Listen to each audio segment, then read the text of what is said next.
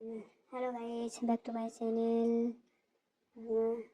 আমি আজকে নতুন একটা রেসিপি নিয়ে এসেছি, নারকেলের নাড়ু। থাম্বনেল দেখে আপনারা বুঝতে পারছেন। আমি প্রথমে নারকেলটা কেটে নিয়ে এলাম।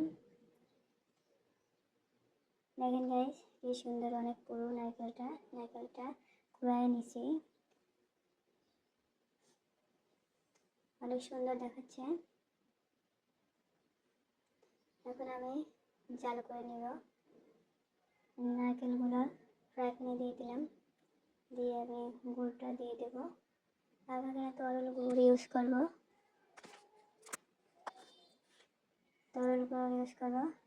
গুড়টা দিয়ে দিলাম। গুড়টা দিয়ে একটু সব নারকেলের সাথে একটু নাড়াচাড়া করে নেব, সব নারকেলের সাথে লেগে যায়।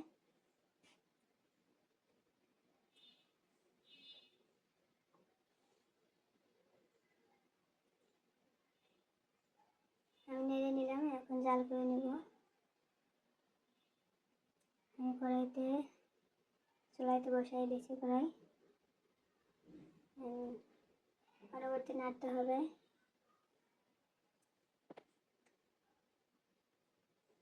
চুলার আঁচটা মাঝারি রেখে রাখতে হবে, একদম হাই রাখা যাবে না, তাহলে পুড়ে যেতে পারে, বা একদম লো রাখা যাবে না। যেহেতু আমি এখানে তরল গুড় ইউজ করছি, এটাকে বেশ কিছু সময় ধরে জাল করে নিতে হবে আস্তে আস্তে, পরবর্তী নাড়তে হবে।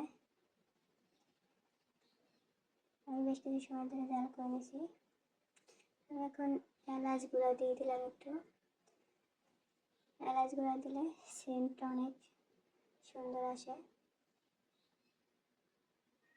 আপনি চাইলে এটা স্কিপও করতে পারেন, তো এলাচ গুঁড়া দিলে যে স্মেলটা পাওয়া যায় ওটা স্বাদটা বহুগুণ বাড়িয়ে দেয়। দেখুন গাইস, আমার নারকেলের নাড়ু বানানোর জন্য নারকেলটা জাল করা হয়ে গেছে। বেশ কিছু সময় ধরে জাল করে নিয়েছি। যে পানিটা ছিল বা যে তরল গুঁড়োটা দিয়েছিলাম ওটা অনেকটা শুকিয়ে গেছে।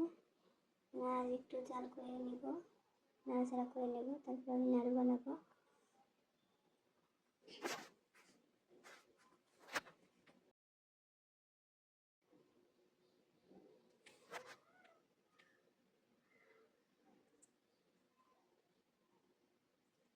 নাড়ুটা বানানোর জন্য নারকেলটা প্রস্তুত। দেখেন এটা ঝরঝরা টাইপের হয়েছে। আমি এখন নাড়ুগুলো একটা একটা করে বানিয়ে নেব। দেখেন গাইস, একটা একটা করে বানিয়ে নিচ্ছি নাড়ুগুলো। এইভাবে সব নাড়ুগুলো বানিয়ে নেব, একদম ছোট না বা অনেক বড় না। নাড়ুগুলো এইভাবে বানিয়ে নিতে হবে সবগুলা।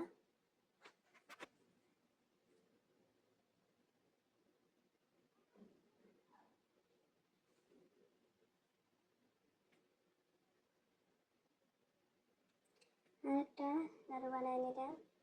সবগুলো এইভাবে নাড়ুগুলো বানিয়ে নিয়েছি। দেখুন গাইস,